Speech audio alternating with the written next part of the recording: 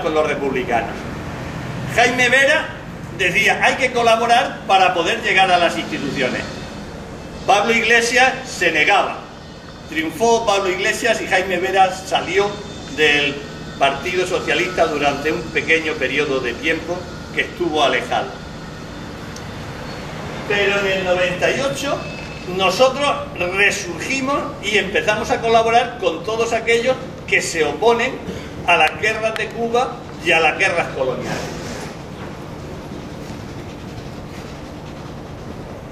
Ese movimiento hace que se cambie el paso.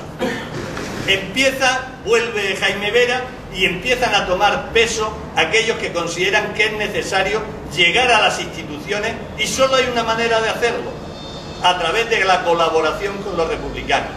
Y surge un grupo de izquierdas importante, que es la coalición republicano-socialista, en la que participa el Partido Socialista, y será el mecanismo por el que obtengamos el primer diputado a Cortes en 1910.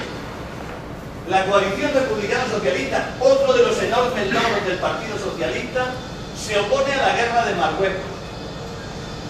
En esos momentos se produce, con el embarque en Barcelona, la Semana Trágica. Hay un conflicto nacional enorme y el Partido Socialista lo aprovecha muy bien. Entra como un cañón con la idea de todos o ninguno.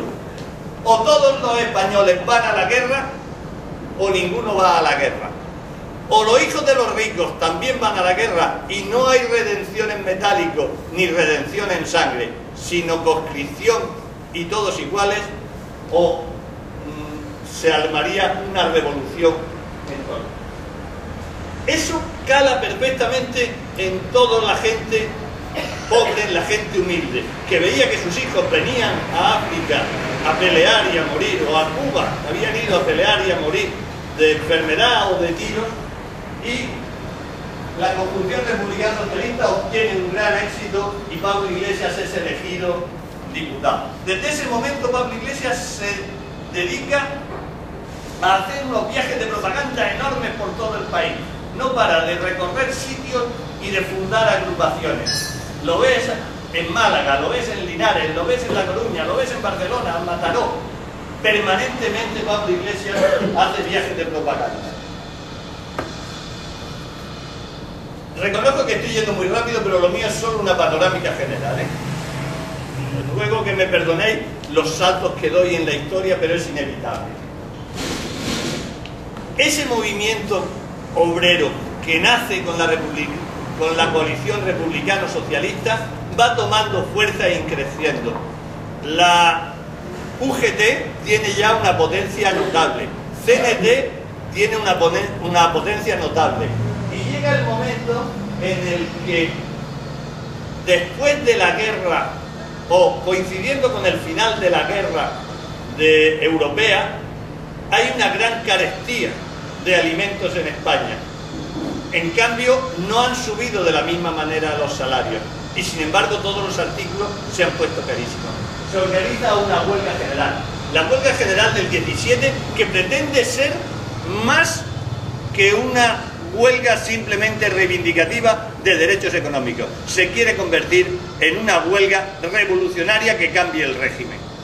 Esa huelga revolucionaria es reprimida con muchísima fuerza, es potente en algunos sitios, y se quiere reprimir con muchísima fuerza, y de hecho el gobierno se echa a la calle y actúa con el ejército reprimiendo a los obreros.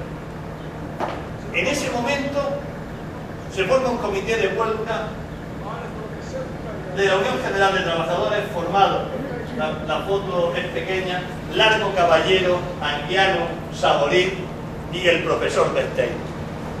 Y son apresados y condenados a cadena perpetua a cumplir en el penal de Cartagena.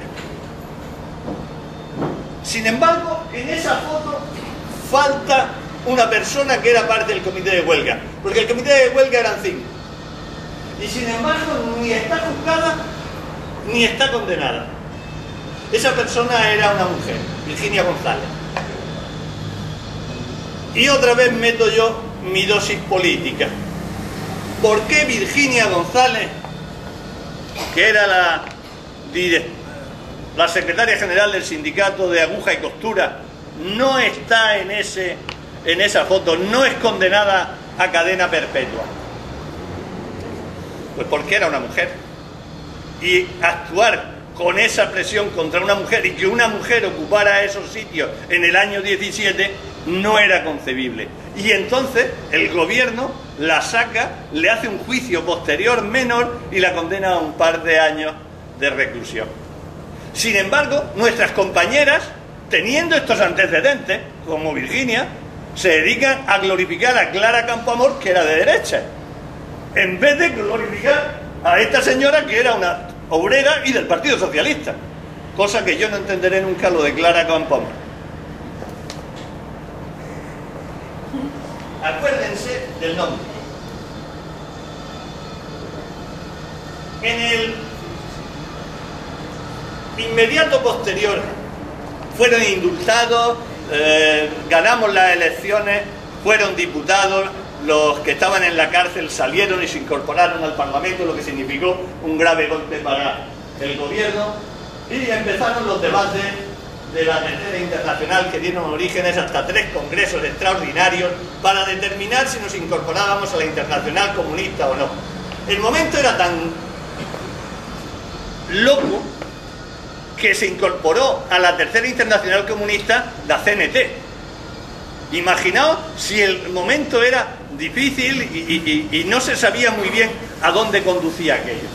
3 congresos extraordinarios hubo, en los que en el primero se rechazó, en el segundo se aceptó, se mandó a don Fernando de los Ríos y a Daniel Anguiano, a entrevistarse, cada uno mantenía una postura. Anguiano era partidario de incorporarse, de los Ríos partidario de no incorporarse. Van a Moscú, se entrevistan con Lenin, hace de los Ríos la famosísima pregunta: ¿y la libertad? Y Lenin contesta: ¿libertad? ¿Para qué? Y don Fernando ya lo tuvo claro.